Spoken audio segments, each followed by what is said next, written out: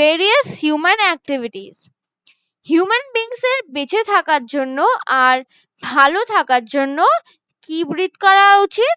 Clean air, মানে পরিষ্কার হাওয়া ব্রিথ করা উচিত।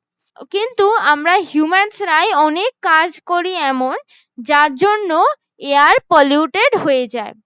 What causes air pollution? Factories and industries release smoke and other harmful gases from chimneys into the air. Factory আর industry থেকে প্রচুর ধোঁয়া বেরোয় আর অনেক নোংরা গ্যাস বেরোয় চিমনি থেকে, যেগুলো আমাদের এয়ারকে পলিউট করে দেয়। When garbage and dry leaves are burned, they cause air pollution.